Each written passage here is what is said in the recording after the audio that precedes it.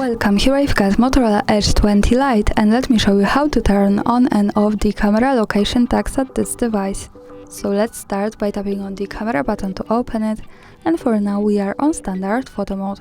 From here let's go to the right corner button to open the camera settings, and here we have to pick Save Settings.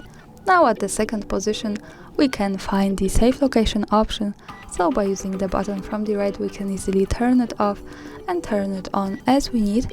And the really important thing here is that to make it work correctly, when we want to save the actual location of our photo, we have to be connected with the internet, for example with the Wi-Fi or mobile data, and we have to turn on the location of this device.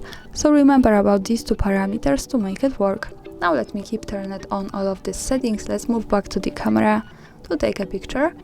To see it, we have to tap to right to the button that follows us straight to the gallery, and this is my photo. To check its location, we have to simply slide a little bit down, and as you can see now we get access to the details and we can check our location at the map. So greetings from Kraków, Poland, thanks for watching, subscribe our channel and leave the thumbs up.